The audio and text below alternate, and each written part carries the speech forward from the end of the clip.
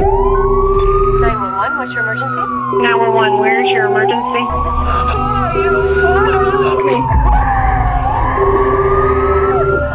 Cincinnati 911.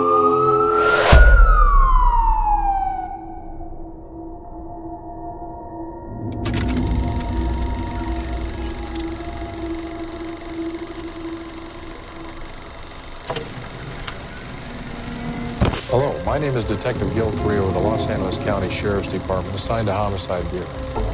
The Sheriff's Department is currently conducting an investigation, a series of homicides and sexual assaults that have occurred in Los Angeles County. The suspect, who has traveled the highways in what we believe to be stolen vehicles, is always wearing gloves to make his entries. The suspect has used guns, knives, tire irons, handcuffs, and handcuffs, as well as his own foot.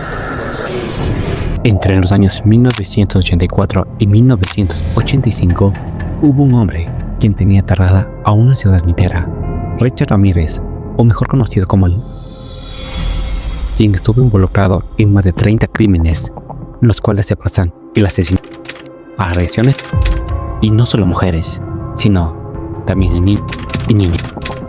Hoy te contaré el resumen del documental El acoso nocturno. En la ciudad de Los Ángeles, todo era diversión, admiración, incluso llegaron a ser anfitriones de los Juegos Olímpicos. Pero nunca imaginaron que entre sus calles se escondería un verdadero demonio.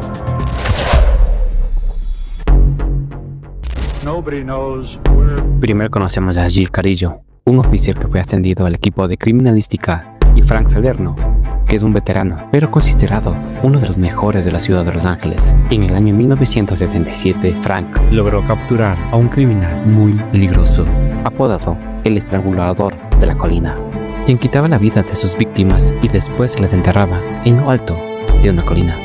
Frank trabajó en cientos de casos y cuando Gil fue ascendido, nunca se imaginó que se toparía con uno de los más temibles y peligrosos criminales de Estados Unidos. La primera aparición de Richard Ramírez, donde fue identificado por una mujer que lo describe como una persona tenebrosa, con una sonrisa siniestra y tenía un símbolo de un pentagrama en su mano. Ella dice que tomó una gorra de AC/DC y salió de la tienda, pero poco tiempo después, cuando iba a su casa, es interceptada por Richard, observándolo a los ojos y con una sonrisa demoníaca, tenebrosa. Era como un payaso maniático. 17 de marzo de 1985, día 1. Gil recibe una llamada donde hubo un hecho violento y un crimen. Al entrar a la casa, Gil observa una gran cantidad de líquido vital regada casi por toda la casa, especialmente en la cocina, donde estaba una mujer tirada en el suelo con una bala en la cabeza, mientras que su compañera de cuarto, María Hernández, estaba mal herida. Ella le había dicho a la policía que se salvó de milagro. Dice, cuando ella regresó a su casa, escuchó un ruido que era intencionalmente como si alguien le estuviera llamando. Al regresar a ver, vio que Richard Ramírez estaba apuntándola con una pistola en la cabeza. María dijo que solo pudo levantar las manos a su rostro y afortunadamente la bala rebotó en las llaves que tenía en las manos, salvándole la vida. Y tras esto, Ramírez escapa, pero no mostraba temor o asombro, solo bajó la arma y se retiró caminando lentamente, ocultándose en la oscuridad. Pero a tan solo 40 minutos después de la primera llamada de emergencia, hubo otro atentado. Esta vez, una mujer que fue obligada a salir de su auto por la fuerza y recibiendo un disparo en la cabeza, pero sin ninguna razón. Para esto, María hizo una descripción del sujeto, pero al ver la imagen notaron que hubo ciertas similitudes con otra descripción y al comparar ambas imágenes notaron un gran parentesco, pero esta imagen era involucrada en varios secuestros entre niños y niñas. El 911 recibe una llamada más donde se reportó que una pareja perdieron la vida y que se habían robado una cantidad de $40,000 entre joyas y bienes materiales. Las víctimas fue un hombre quien estaba durmiendo en el sofá recibiendo una bala en la cabeza. También la mujer tuvo un abuso forzado de índole sexual. Pero en este crimen, la policía logra encontrar una huella de zapato entre tallas 42 y 43. Aquí conocemos la historia de Anastasia. Dice que cuando tuvo 6 años, una noche estaba mal dormida, pero siente como alguien la carga, llevándole a un auto. Ella creyó que era uno de sus padres, pero cuando abre los ojos, se da cuenta que está con un desconocido, sonriéndole, y también observó el arma de fuego que estaba frente a ella. Anastasia cuenta cómo fue estar con él, lo que sufrió, lo que tuvo que vivir, pero omitiré esas partes por obvias razones. Anastasia cuenta que después de eso fue abandonada en una estación de servicios. Le dijo que avise a los trabajadores para que alguien vaya a verla. Pero hay datos y reportes que en ese tiempo hubo varios niños y niñas que fueron secuestrados y a la vez abusados, y tal vez por el mismo sujeto. Todos habían descrito como alguien alto, piel clara, de 1,75 m, cabello revuelto y, lo más importante, los dientes separados como chuecos, además de un olor nauseabundo. Es aquí cuando se describe que están en búsqueda de un criminal muy peligroso. Jill, al ver tanta coincidencia entre actos mortales y la descripción de los testigos, él dijo que era un solo hombre quien había cometido todos esos crímenes. Pero en lugar de apoyo, solo recibió burlas, rechazando su teoría. Para el día 58, nuevamente reciben una llamada de un acto mortal. Esta vez una pareja, William Doyle, de 66 años, quien pudo salvar la vida de su esposa antes de morir, llamando a la policía mientras que su esposa recibía varios golpes y casi perdiendo la vida. Pero en esa misma escena del crimen reciben una llamada más de un secuestro donde una niña fue privada de su libertad y abandonada en una construcción. Pero aquí Ramírez dejó una huella de zapato en el concreto, similar a las huellas anteriores de los crímenes.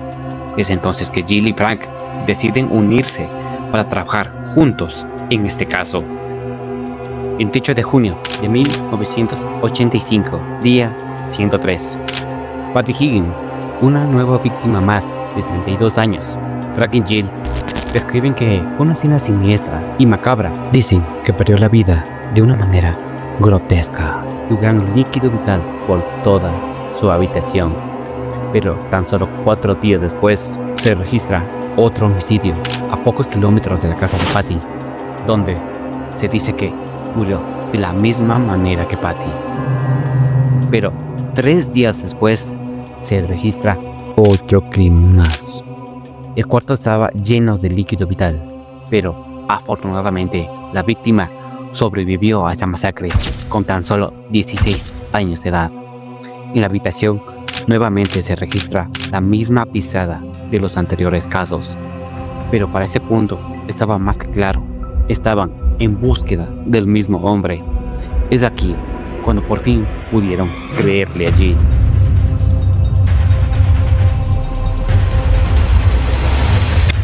Aquí, nuevamente, reciben una llamada donde dice que una mujer fue víctima de un intento de secuestro.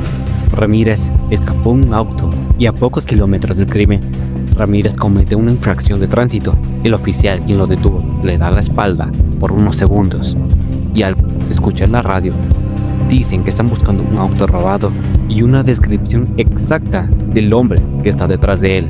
Cuando regresó a ver, Ramírez había escapado, no sin antes de dejar un pentagrama dibujado en el parabrisas del auto. 9 de julio, día 114. Cuando por fin pudieron revisar el auto donde estaba Ramírez, pudieron encontrar una tarjeta de visita y un consultorio dental. Rápidamente fueron a entrevistar al dentista y descubren que Richard estaba en la clínica dental el día 3, 8 y 9, unos días muy importantes que pudieron haberse evitado si tan solo les hubieran permitido revisar el auto días antes. 15 de julio, día 120. Frank y Jill hicieron un plan: colocar oficiales ocultos en el mismo consultorio, esperando que Ramírez regresara. Pero uno de los jefes de Frank y Jill ordena cancelar el operativo. Pero ese mismo día que los oficiales abandonan su puesto, Richard Ramírez regresa al consultorio Julio 20, día 125. Se registra otra escena mortal.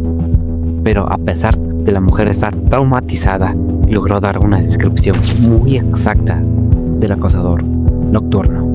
El 27 de agosto, el día 163, un policía en San Francisco pudo encontrar una de las mejores pistas para este caso, recibiendo un brazalete de diamantes supuestamente robado, y al interrogar al sospechoso, dijo que se lo había regalado su amigo y lo describió por su vestimenta, usando una gorra de AC/DC, una chaqueta grande y sus característicos dientes.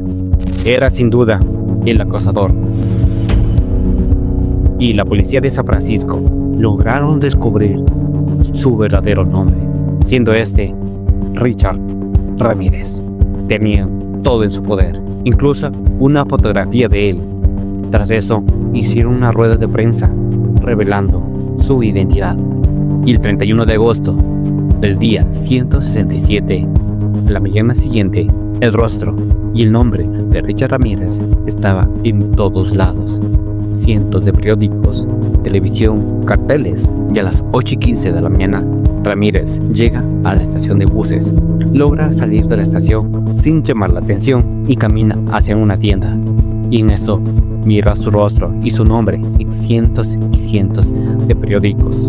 Ramírez escapa subiendo un autobús, pero era algo inevitable. Todo el mundo sabía quién era. Ramírez comenzó a huir, corriendo por la autopista. Incluso trató de robar un auto, pero era inútil. Ya todos estaban hartos de sus actos y no le tenían miedo. Querían hacer justicia por mano propia. Aquí es cuando comenzaron a atacarlo, golpeando su cabeza y su cuerpo, hasta cuando la policía llegó y logra arrestarlo. Era obvio que el terror se había terminado. Para estos días, todas las víctimas que lograron sobrevivir fueron a identificarlo. Richard era acusado de quitarle la vida entre 12 a 15 víctimas. Los testigos dicen que Ramírez no mostraba ningún remordimiento, incluso mostrando su tatuaje del pentagrama a la cámara con una gran sonrisa. Y aunque no lo creas, Richard logró conseguir de miles de seguidores y admiradoras que mandaban fotografías implícitas y también recibiendo cartas de amor. Y el 31 de agosto de 1989, Ramírez fue acusado de más de 29 crímenes con más de 140 testigos en su contra. Incluso se dice que cometió crímenes que no fueron apelados o aceptados por él. Es por eso que fue condenado a morir por todos sus actos cometidos. Pero Richard, al escuchar esas palabras, solo dijo esto.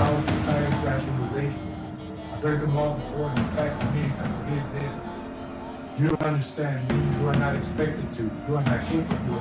I am beyond your experience. I am beyond good and evil.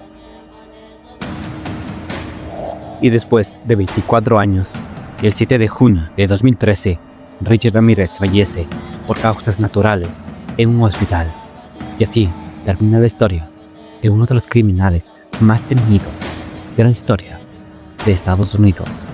Pero aunque Ramírez ya no respire, su legado oscuro quedará marcada por todos sus crímenes. Si el video te ha gustado, dale like. No olvides suscribirte. Yo soy un narrador desconocido y nos vemos en mi próximo capítulo. Y recuerda que el miedo siempre está a la vuelta de la esquina.